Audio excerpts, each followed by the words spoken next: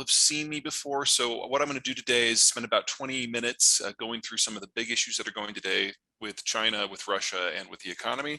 And then we're going to blow this open for Q&A. And you should not feel even remotely restricted in your questions to items that I'm discussing here. I just figured these were kind of the big three things I need to hit. Beyond that, we will go anywhere and any when on any topic that you are interested in. So without further ado, let me bring this bad boy up.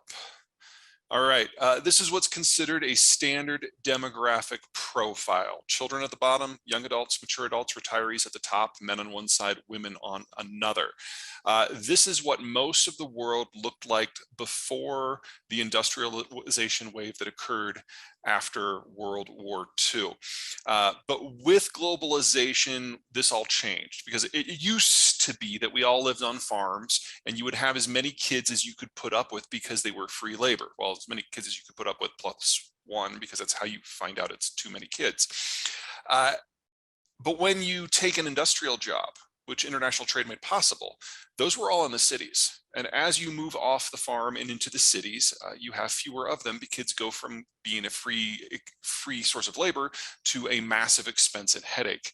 And over the ages, the Korean demographic has shifted to this. The whole world has gone with the Koreans, starting from different points, going at different paces, but this has changed the economic structure of the world, because when you're a young system like this, it's all about raising kids and buying homes and buying cars and going to college. Young people do all of the spending in a modern economic system. That tends to make it very inflationary. But an older system like this, it's all about the high value added workers who are doing everything they can to save for retirement. They've got decades of work experience, their incomes are high, their kids have moved out, so their expenses are low, and they're generating a lot of spare capital for whatever they need to do. What is going on right now is the world is changing from this to whatever is next. This was always the decade when a huge chunk of the world's advanced economies were going to age from this structure like Korea's today into the next structure, which is one where we have more and more retired people, where that bulge that has defined economic existence going back to the 50s moves into a non-economically viable state. So if a young demography is inflation driven and growth driven, and a more mature state like Korea today is investment driven, technology driven, infrastructure driven, then whatever's next can't have consumption or production or capital, because retirees are sitting on their capital in the form of T-bills and cash. They're no longer working, so there's no consumption and there's no production.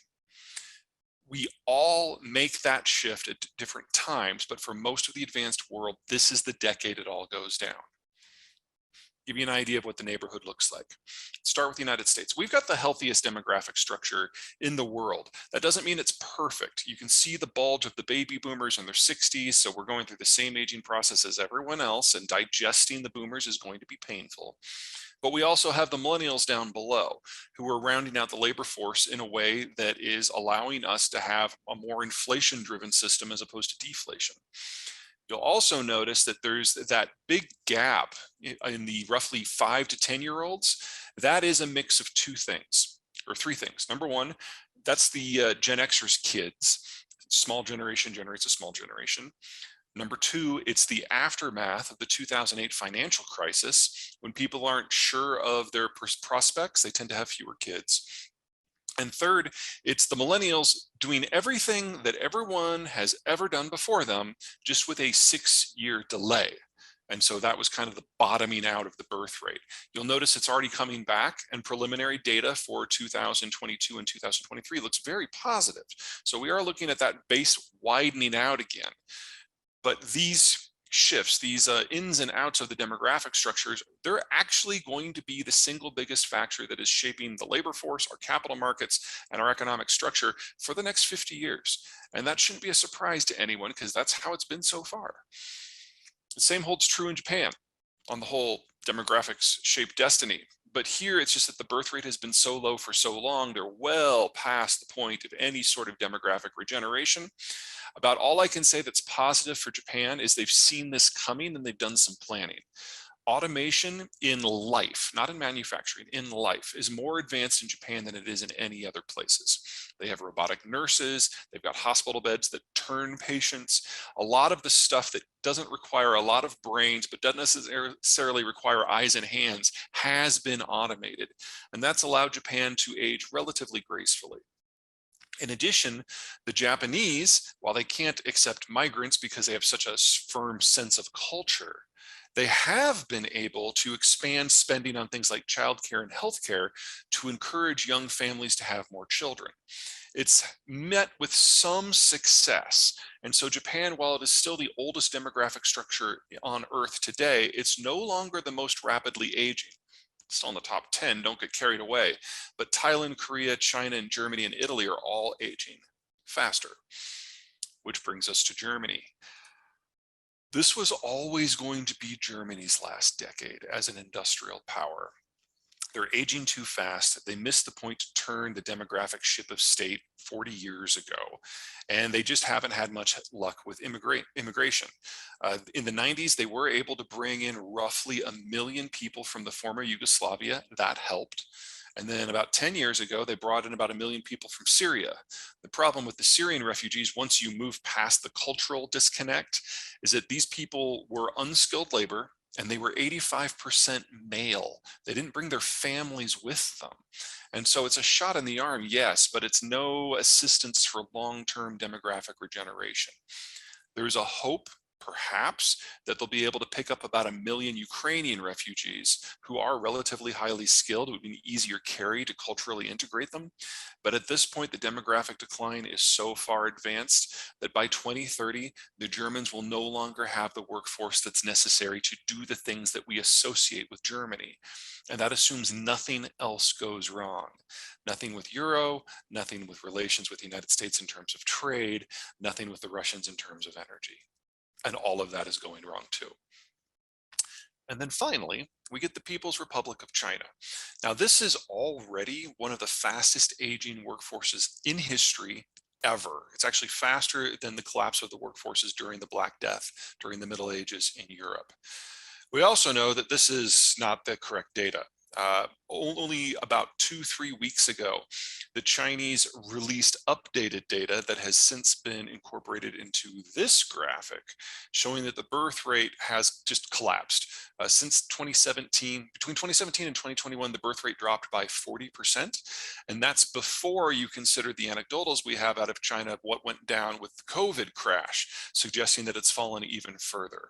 So we're already in a situation where we have roughly half as many children as children 5 and under as we have children aged 10 to 15, which is well past terminal. It was already past terminal, but this is, you're looking at ethnic dissolution here with this sort of trend. And that assumes this data is accurate. The Shanghai Academy of Sciences is publicly trying to stir up discussion about how, because of the one-child policy, people have been over-reporting births and under-reporting different statistics, especially when it comes to labor, in order to make the local provinces look better. And they estimate that the Chinese system actually has 100 million fewer children than the data officially suggests. That probably means that that big gouge in the lower chunk actually plays up higher within the demographic structure, and those yellow bars probably don't exist at all. This is not a country in demographic decay. This is a country in the advanced stages of demographic collapse. And we don't have an economic theory as a species for what might make this work. It's obvious from the data that the Chinese have shared that consumption-led growth will never happen in China again. They actually saw a collapse in things like car sales back before COVID. They've never rebounded. And now, with the piss poor recovery we've seen post-COVID in China, we now know that consumption is not part of the equation. This graphic indicates part of why.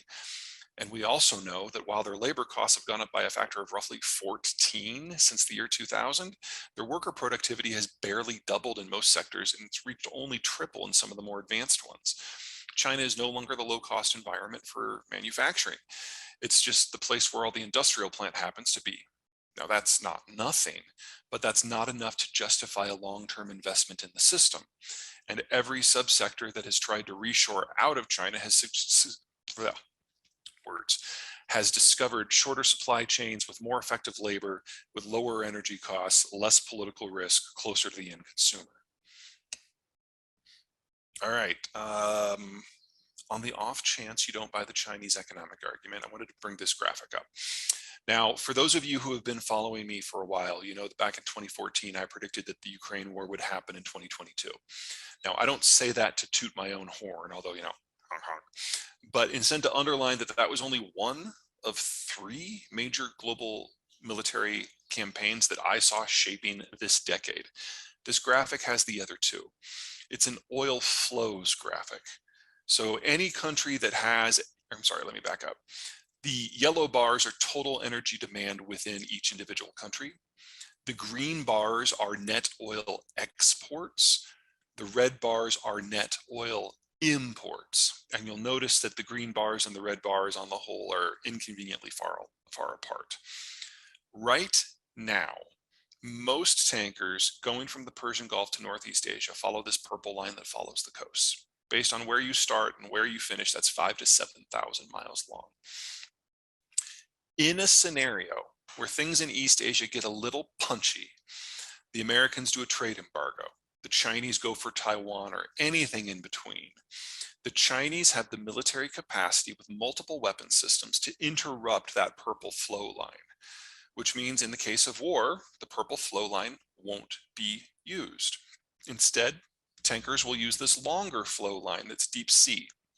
It's an extra 4,000 miles, but it avoids most of the weapon systems of most of the countries in play. The Chinese only have one weapon system that could reach that. They need satellite eyes on the target in order to hit the targets at that range. And the Chinese have no capacity for space combat, whereas Japan and the United States in particular have excessive abilities. So, in a post-globalized world, you should expect one of two things, or two of two things. Number one, things in the Persian Gulf get a little dicey without the Americans there to hold the Saudis and the Iranians apart. That puts half of all global maritime oil flows in the crosshairs. And then number two, you get a naval war in East Asia for any number of reasons. If oil flows use the green line instead of the purple line, the Chinese are screwed. They can't access that at all.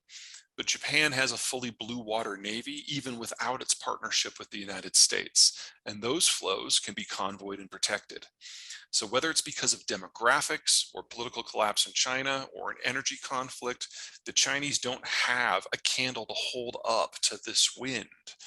We're going to see the end of the Chinese system within a decade, one way or another. All right, let's talk about the Russians. First, the map on the left, you're looking at the Russian space. The green zone, that's the Russian wheat belt. That's where everybody lives. The blue and the yellow are tundra and taigai for the blue and desert for the yellow, completely economically worthless. The problem the Russians have always had, however, is the beige. Territories that are flat, that are easy to invade through, but economically worthless, so there's no point in the Russians developing them. There's just too much territory for the Russians to guard. So the Russian strategy has always been to advance to a series of geographic barriers that you can't run a panzer division through, and then concentrate their relatively technologically inept forces in the access points between to prevent invasions from ever reaching in. Russia's been invaded 50 odd times in its history, and almost without exception, the only times that the foreigners have been ejected has been because of bad weather. It's very, very rare that the Russians on the ground have actually been the deciding factor when it comes to what the foreigners do. So from the Russian point of view, it's not just that Ukraine is some of the best land in the former Soviet Union. It's on the way to two of these most important access points, one in Poland, one in Romania. So the Russians were always going to try this. And when they're done with Ukraine, they're always going to push further. People forget that this is not the first post-Soviet war. It's the ninth. and all 9 of them were instigated by Moscow. This isn't Putin. This isn't Putin's current elite and cabal. This is Russian policy going back over 300 years. This war was always going to happen. And the demographic pyramid gives you an idea of why it had to happen about now. That big gouge in the 20-somethings, those are the children who were born in the post-Soviet collapse. That's the last generation of Russia. Now, if you look down into the red zone, like the teenagers, especially 5 to 15, it looks like it gets bigger. It does by the official data, but about 15 years ago, when this number started to boost out, that's when the Russians stopped reporting how they were collecting the data. And a lot of circumstantial evidence from within Russia suggests that they just stopped collecting the data altogether and just started making it up. And that made their birth rate look better. Well, you should probably consider that big gouge in the 20s to be not just the last accurate data, but that probably drops straight down, meaning that roughly 1/3 of the children in Russia just don't exist. So this is the last generation that the Russians have to even attempt to solve their territorial issues with military means. And so they are. All right, let's talk about where we are in the conflict right now. On the left, you have a population density map. On the right, you've got a transport map, mostly road, the dotted lines are rail. The areas that matter are actually not in Ukraine. This empty zone is the Arkansas Desert. It's about the size of Utah. Nobody lives there. There's no infrastructure there. Here's the problem the Russians have. This arc is populated Russia, and it allows access not just to eastern Ukraine, but all the way down into the northern Caucasus, which is a territory that is most assuredly not populated in a majority sense by Russians. This is the land of the Dagestanis, the Chechens, the Agayevs, and so on. You'll notice that for the most part, the infrastructure follows the population patterns as you'd expect. So Russian control of the northern Caucasus is predicated on the concept of Russian control of eastern Ukraine. There's only one transport route of size that is an exception to that. It's the blue M4 line that is highlighted on the infrastructure map. Now, the most important places in the war are these 2 population centers. In the north, that's Belgorod. That's the city that served as the logistical and support hub for Russian activities in northern Ukraine, including the siege of Kiev and Kharkiv. And in the south, you have the city of Rostov-on-Don, which is not only a massive transit point for energy and agricultural shipments out of Russia, it's the only logistical and support hub for the entirety of Russian operations in the Donbass and especially the Crimea. If you remember the Kerch Strait Bridge, everything that goes over the bridge comes from Rostov. And then, of course, everything with the Donbass fighting as well. The problem the Russians have is if they lose control of Rostov, this war is over because they can't get forces into Ukraine. But if they lose control of Rostov-on-Don, they also lose control of the northern Caucasus. So a couple things to keep in mind here. Let's assume that, for argument's sake, the Ukrainians are wildly successful with the current counteroffensive, and they actually drive the Russians completely out of their territory by the end of the summer. Let's just assume that that happens. The Russians aren't going to stop.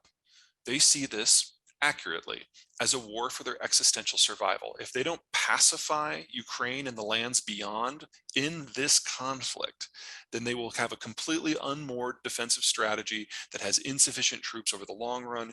And while I don't think the Germans are going to march into Russia anytime soon, this is the last chance the Russians have to get a more defensible perimeter. They will push until they can't, which means Ukraine, one way or another, has to end up in Rostov. They have to break up that logistical capacity so that the Russians cannot even try. And if they do that, Russia starts to dissolve because it loses control of not just its Ukrainian frontier, but its Caucasian one as well. So this last weekend when we had the Wagner coup, which we can talk about that as much as you guys want to, Wagner made its temporary headquarters the logistical hub of Rostov-on-Don. And for several days, all logistical and ammo support and fuel shipments to the entirety of the Russian front stopped. And the Ukrainians are taking advantage of that interruption right now. Oh yeah, ethnic map. Red is Russian, hashed red is Ukrainian, and you can see very clearly that it's a complete mess down in the Caucasus.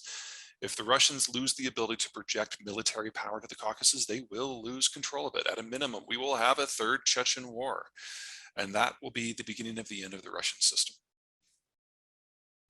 All right, one final general monologue here. Let's talk about what's going on with the economy and tech and banking and with the Fed. Okay, the whole idea of the tech sector is you're imagining things that don't yet exist. And to do that, you need two things.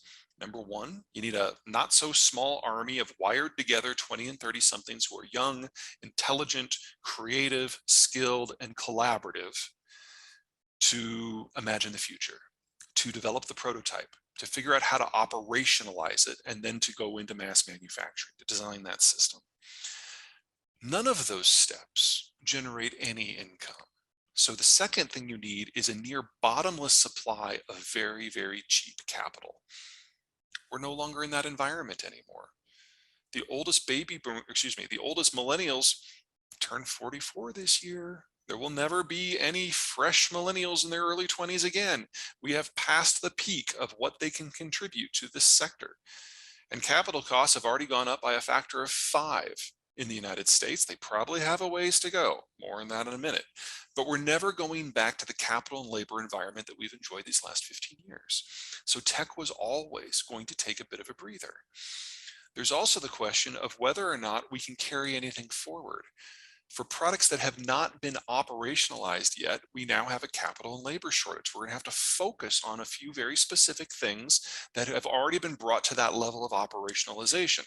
Now, it's possible that artificial intelligence is one of those things.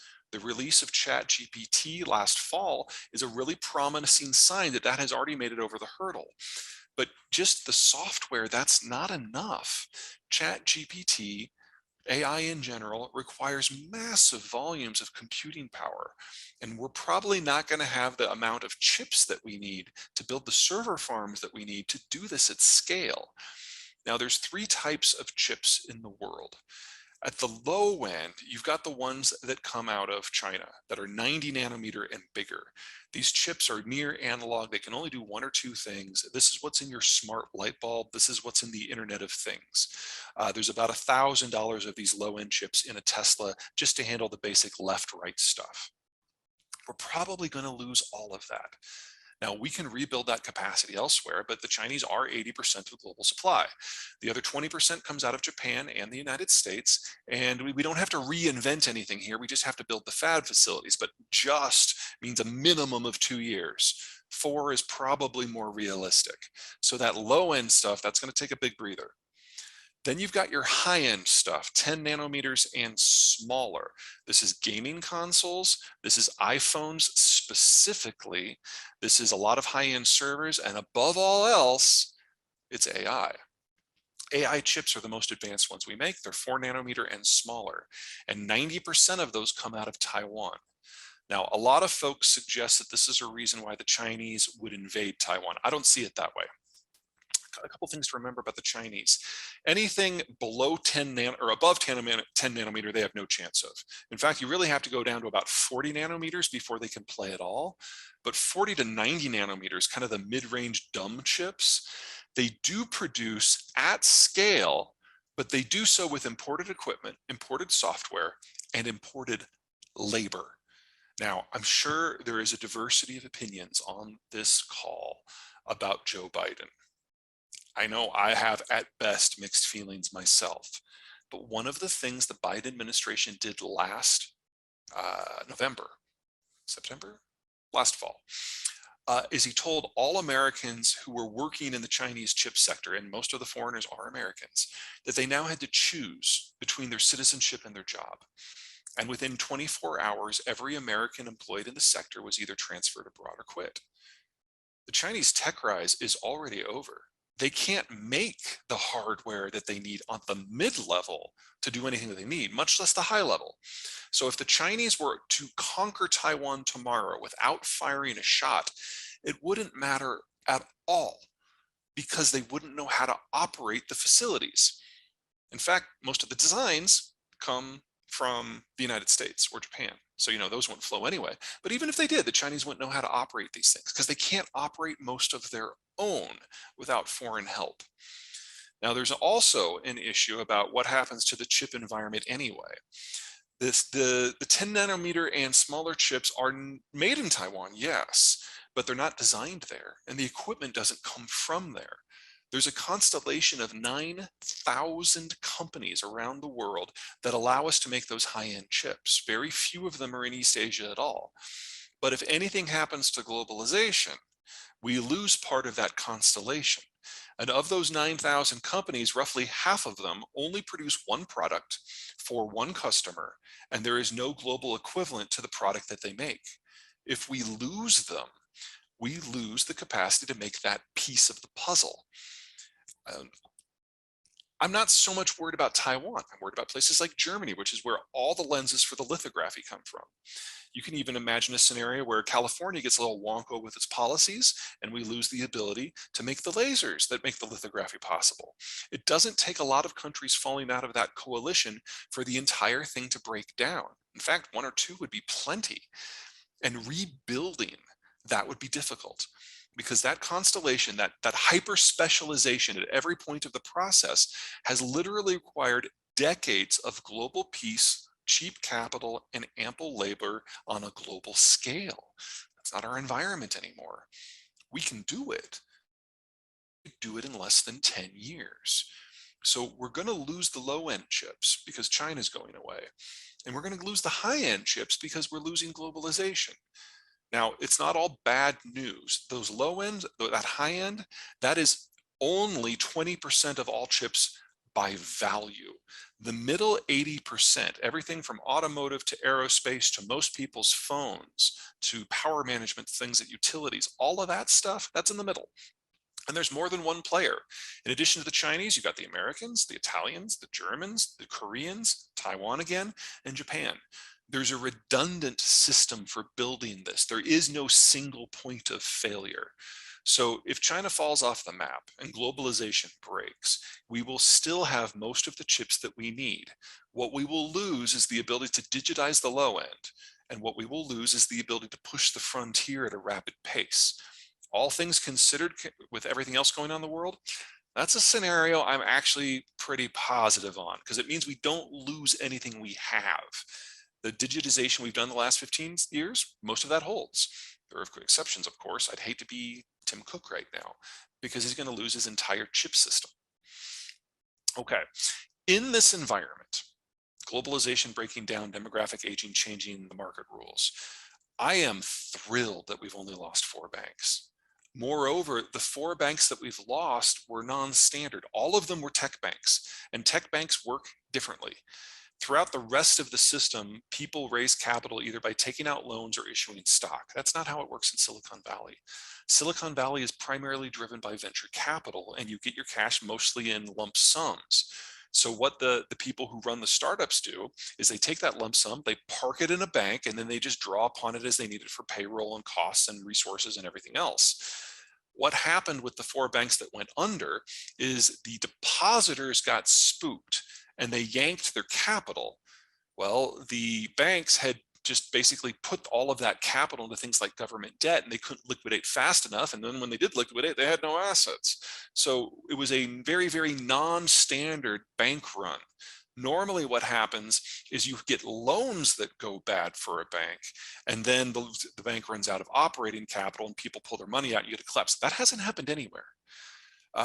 So to quintuple the cost of capital in the United States in under a year, the fastest increase in capital costs in American history, and only have 4 banks using a non-standard metric and business model, only have 4 go down, I feel pretty good about this. And I think the Fed does too. Now, when the Fed looks has done in order to rein in inflation, I think they're pretty pleased with themselves. We only really have 2 sectors in a lot of pressure. Housing, because it's driven by interest rates and mortgage rates, and tech, because it's risen by capital. But Tech was already on its way down because of the labor situation. And housing is an unfortunate side effect of what's going on, because we really do need several million more housing units. But ultimately, the Fed is not overly concerned about what it sees. I phrased that wrong. The Fed is very concerned about tech. They're even more concerned about housing, but they don't consider that the real problem. The real problem is demographics, because while the United States still has a positive demographic profile, most of the advanced world doesn't. And what is monetary policy? What are interest rates? Except a series of tools that are designed to regulate consumption. You want more consumption in order to get inflation up, you lower capital costs by lowering interest rates. You're concerned that inflation is running too fast, you raise interest rates to tamp down demand and get inflation under control. That's how it works. That's how it's always worked. Well, with Germany and Italy and China and Japan and Korea and the rest aging out, they will never have consumption-driven economic growth again. And so the Fed isn't so much worried about this economic cycle. The Fed is worried about the next one. When the United States, and to a lesser degree Mexico and Canada, are the only economies in the world that are capable of responding to monetary policy. The Fed isn't worried about this cycle, it's worried about the next one. Because if it knows that if it does not have enough dry powder to stimulate demand at the next time around, then that's it. The rest of the world will never recover, and the United States will at best fall into a Japanese-style malaise where economic growth is zero in a good year. So the Fed needs as much dry powder as it can possibly get. They're not going to stop before 6%. They would really like to reach 9, because they're worried about the monster that's chewing on the horizon. If they get this wrong, if they don't have enough tools, we will not see economic growth for at least a generation. And that is something that is a far worse situation than the inflation environment that we're seeing right now. Okay. Let's see, the QR code on the left that goes to the newsletter and video log, it is free. It will always be free, and I will never share your data with anyone. Now, if you happen to read or view something like, yeah, I would have paid for that, I suggest you kick a donation to the link on the right. MedShare is a charity that I am sponsoring right now. They provide medical assistance to communities who have lost the ability to look after themselves for reasons that are beyond their own control. So, for example, if the Russians are bombing your power grid, MedShare will step in to help hospitals with diesel generators. This link goes specifically to their Ukraine page. Okay, that is it for the opening comments. I went a lot longer than I thought I would. Apologies for that, but that still leaves us with plenty of time for you guys to grill me. So Vic, take it away. Great, thank you, Pierre. Appreciate that overview, and we have already started getting people typing questions in. I'm going to get to those, but with respect to some of the topics you just covered, Peter, particularly with respect to Ukraine, it's been dragging on over a year now. I think everybody thought that Russia would run right over Ukraine. It hasn't happened. And then the recent events in the Wagner Group this past weekend, and then this morning, 2 generals missing. One of them who has the nuclear suitcase and hasn't been seen now for a while. Both he and is it Sorokin, Sergei Sorokin. What is this telling us about? What's going on with respect to Putin's control, and how is that going to impact the short-term and the long-term Ukrainian issues? All right, so the key thing to remember about Russia, it's not a normal nation state, it's a multi-ethnic empire. And the political system that evolves from that is nothing like what we're familiar with here in the United States when it comes to elections or accountability. I mean, our system is not perfect by any stretch of the imagination, but Russia really only has 2 options for ruling its territory. One is strict military dictatorship, like we saw under the Soviet Union. And the other one is the more czarist issue or style of balancing various forces. So for that to work, the czarist strategy, it is very dependent upon the personality and the mediation skills of the leader himself. Now, in the case of Putin, Putin comes from St. Petersburg, and the people who are ruling the country right now are his cadre back from when he was vice mayor in Petersburg back in the 90s. And in that era, what Putin discovered personally is that the most reliable tools in order to force the population to do what you want were organized crime, because you could call upon them to assassinate people who were problematic, to extort folks, to keep problems in line, to keep the foreigners at arm's length, all that good stuff. And so that entire constellation of people that he used in Petersburg are now the folks that are running Moscow. Now, there are other political and economic factions throughout the Russian Federation, a lot of them headquartered in Moscow, and they don't really overly care for this setup. And that has made it difficult for Putin to exercise control over the military in the same way that, say, the Soviet Union did. So what he did is the logical thing. He took one of his people from St. Petersburg, a guy by the name of Shoigu, and put it in charge of the overall national military. Shoigu is great at manipulating organized crime, and he's probably the most corrupt person alive on the planet right now. In fact, best guess is that 1/3 of the defense budget for procurement for weapons and modernization, he skimmed off the top for him personally, and then the people under him took another third for themselves. One of the reasons why Russian equipment is not doing as well as we would have expected it to do, and one of the reasons why the Indians are in the process of backing out of all of their arms supply contracts, because they realize that Shoigu just stole all the development money and they're never going to get what they've already paid for. Okay, so you play that forward to today's environment. This is not a government that has a hierarchical system of control throughout all of society. You've got a guy at the top who has established himself as the ultimate arbiter to negotiate among the factions. And in order to get a little bit more flexibility, Putin personally created what we now know as Wagner to create a new faction that was loyal only to him. Well, like any other factional system, the factions rub up against each other. And in Ukraine, Wagner and the Ministry of Defense under Shoigu came into direct conflict.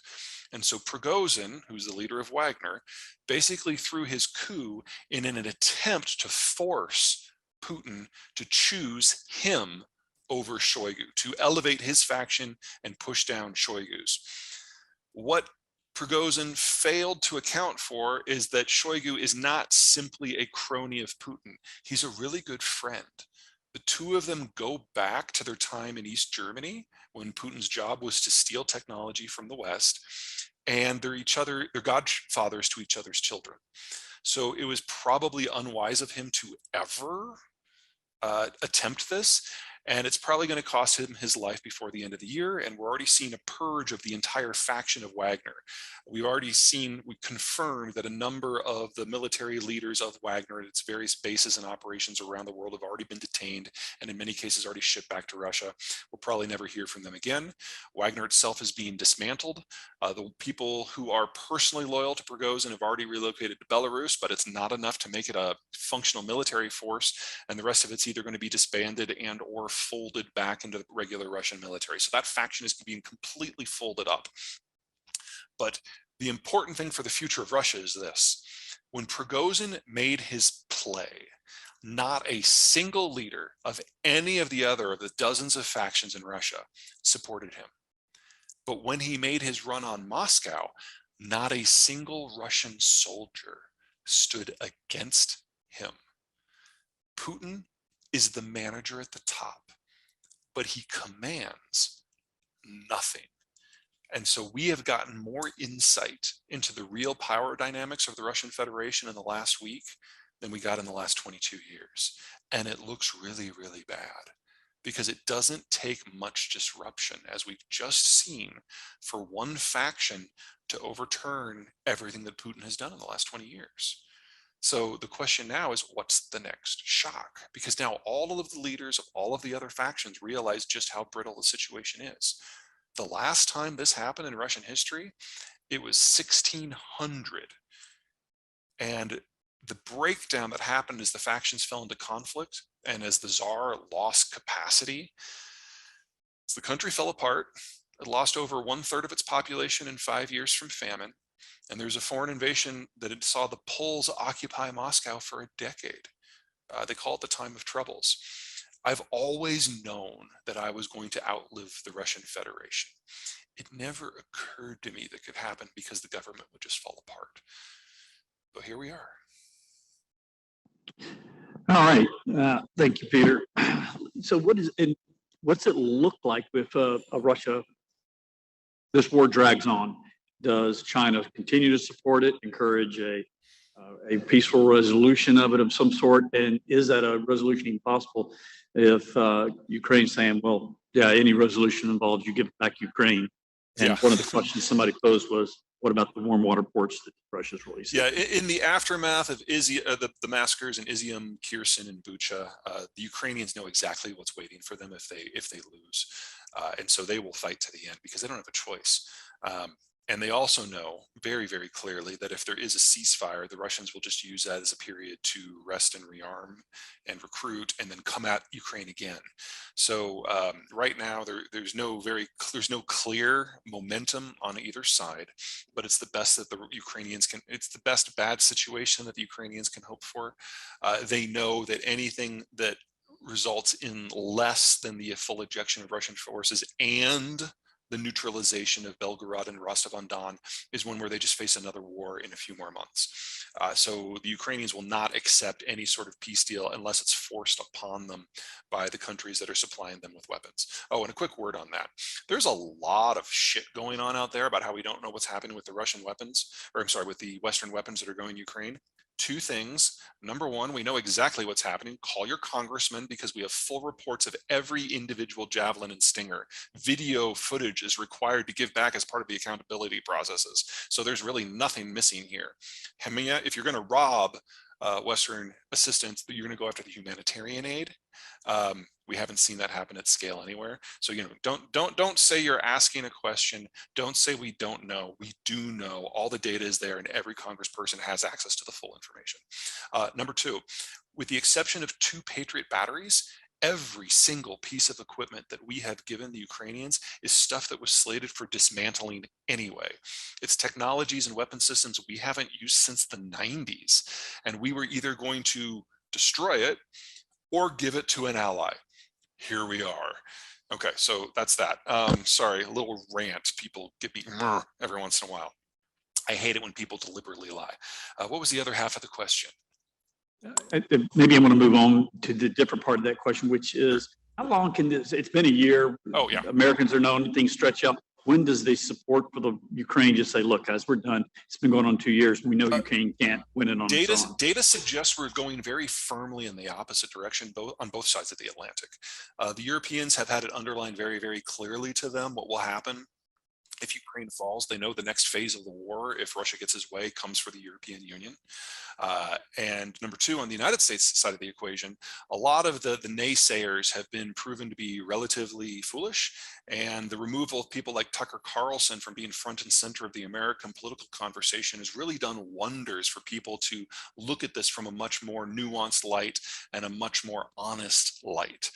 So the more recent polls suggest that support in the United States for Ukraine has risen by about 1/3 over the last 4 months, which is one of the sharpest political shifts we've seen in any question for the American citizenry in a very, very long time.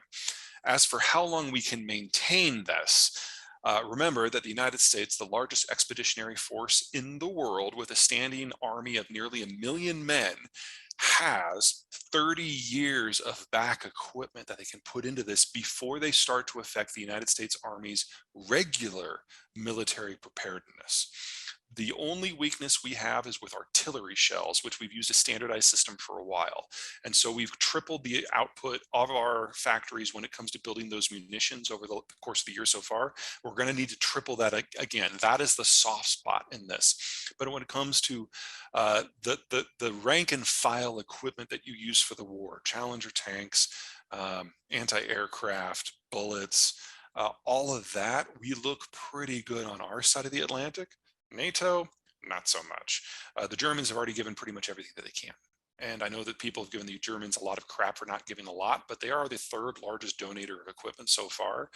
The big sticking point between the United States and the Germans is that the United States has wanted to give more faster. And the Germans are like, wait a second. It's not enough to train the Ukrainians on how to use our gear. We also have to train them on how to maintain our gear.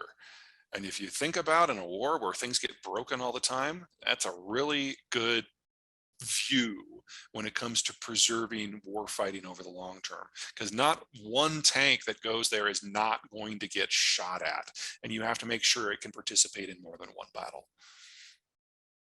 Peter, so sticking with Ukraine for now, can you talk about the counteroffensive, how it's going, what stage it is in? And then the second part of the question will be Crimea. Can the Ukrainians take back Crimea? And if so, how? And what would that mean to the war and the rest of the world? Sure, let me bring up this bad boy map. Okay, the red zones are the territories the Russians occupied at the end of the last war. The pinks are what they roughly currently hold.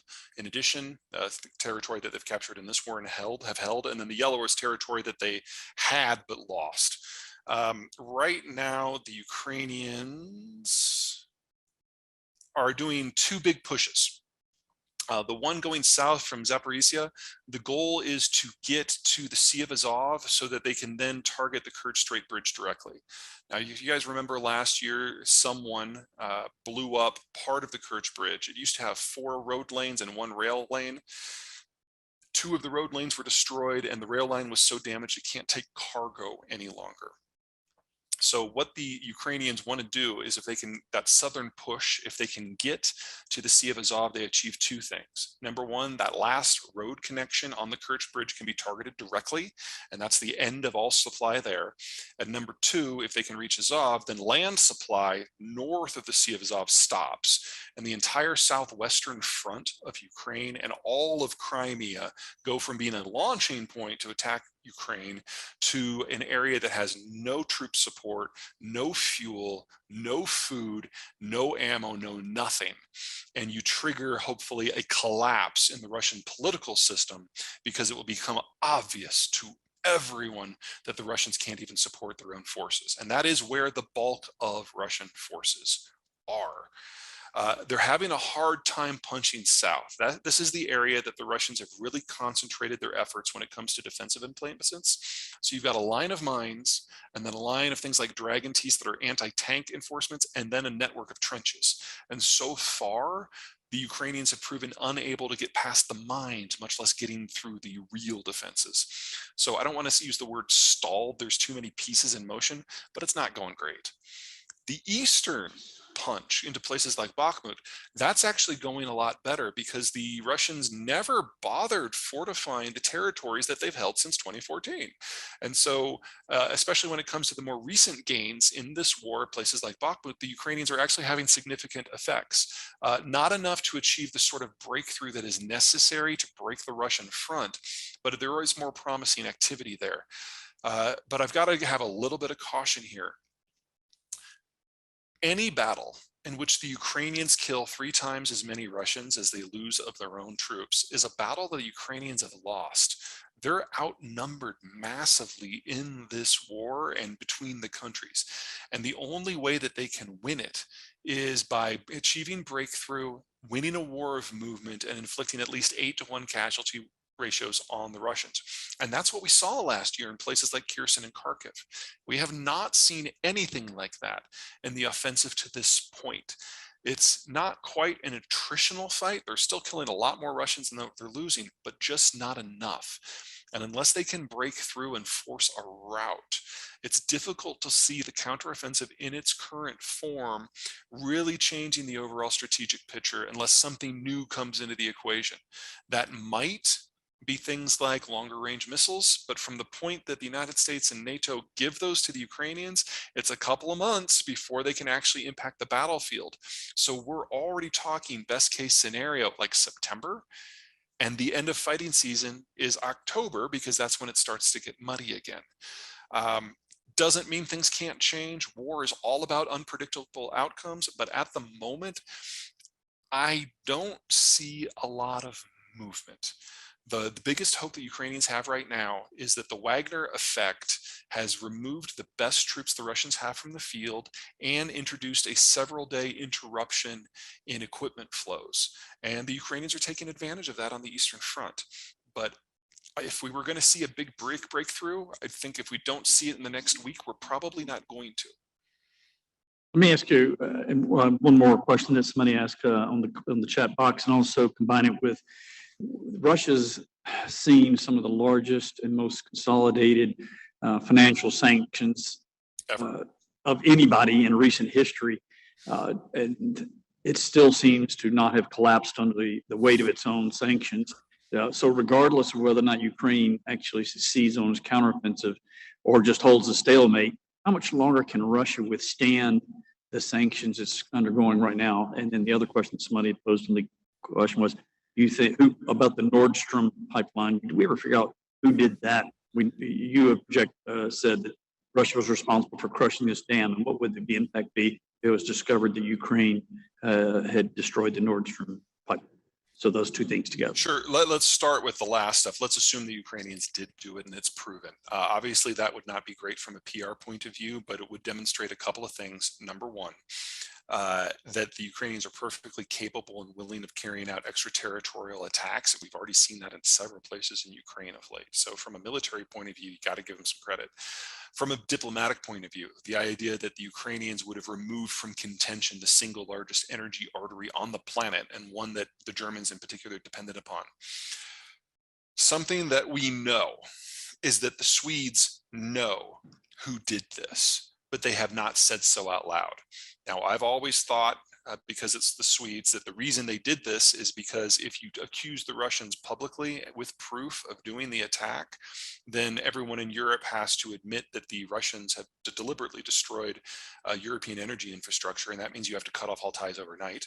And the Swedes want to make sure Europe has enough time to disengage itself from Russia so it doesn't cause a permanent depression. But let's say the Swedes know that it was the Ukrainians. Well, the Swedes have already told all their allies what they know. It's known at the top, and we haven't had to change a policy out of Europe.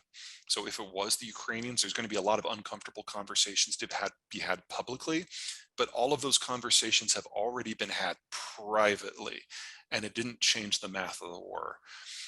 In the aftermath of things like Izium and Bucha, we had a crystallization in Europe. Most European leaders have visited the killing fields of Bucha personally, including the Germans.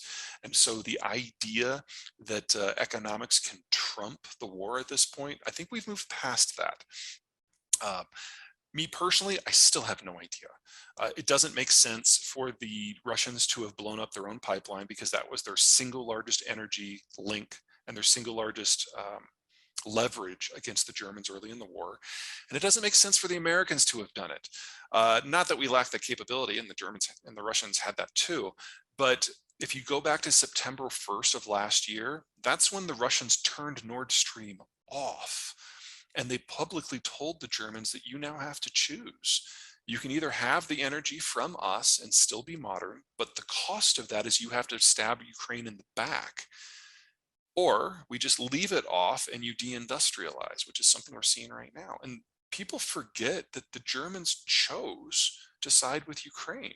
They chose to risk deindustrialization and the destruction of their social and economic model in order to remain Western. I don't think they get enough credit for that. And so from the American point of view, we were getting ready a really big hammer because we thought the Germans were going to go the other direction. When they didn't, we're like, oh, we'll just put that down. And then 2 weeks later, the pipeline was blown up. So from an American point of view, we got everything that we wanted without having to do anything. It doesn't make a lot of sense for us to then blow it up. My personal theory, I think, and it holds up a little bit better, but it's just a theory, is that Russia's Gazprom did it. Now, Gazprom is Russia's natural gas monopoly. The decision to shut off Nord Stream was made by the Kremlin. It was a political decision. And the way the contracts read for supply to the Germans is if the Russians shut off Nord Stream for any appreciable amount of time, they have to supply compensation to the Germans for the natural gas that was not shipped. And they have to do it at spot market prices, which in the aftermath of September 1 shutoff were 7 times what they were before. And so Gazprom was looking down the barrel of a 6-week period that would take every single cent of their profits for an entire year. So my guess is they blew up their own pipeline in order to trigger force majeure, but that's just a theory. Okay, that was all the second part of that. What was the first part? How long can the Russians maintain the financial coherence in the light of all the sanctions? Is that what it was? Yes. Okay. Yes. Russia celebrates national privation. So this isn't Argentina. This isn't even Turkey. This is a country that prides itself on its ability to suffer. So you have to do a lot of punishment in Russia before you hit a breaking point. And I don't think we're anywhere close to that right now. Also, I was wrong. We haven't seen disruptions out of the pipeline system so far. No one has blown up deliberately the pipelines that cross Ukraine. Oh, by the way, that's one reason why I don't think it was the Ukrainians that did it, because they have access to oil and natural gas pipelines that cross their country that are still operational that they haven't blown up. And we haven't had a problem with insurance yet. There hasn't been a single attack by any sovereign state on any Russian tanker, even though they're flowing by Ukraine and flowing by all the NATO countries on their way to India and China. And Indian and Chinese insurance has stepped into the gap to ensure coverage for the shipments. We haven't had a single incident where any of that has been called into question yet, which honestly is really, really weird, because we normally have several incidents a year across the world where shipping insurance has to pay out. So all these replacement insurance systems haven't had to yet, which is just really strange. So I stand by the forecast that this stuff is still incredibly fragile, but I'm very surprised, and have been wrong, that it hasn't happened yet. But let me layer one more concern into that. Russia is still getting income from its energy exports, but you have to think about where the stuff is. This is a picture of central Siberia. It's permafrost. Now, in the south, I realize that this is a completely alien concept, so just bear with me a little bit. Permafrost is in a territory where it's so cold that the subsoil never thaws at all. So you go down somewhere between 5 and 30 feet and you hit a frozen layer, and ice doesn't drain. So in the summer, when things heat up, the top layer melts and you get these horizon spanning bogs.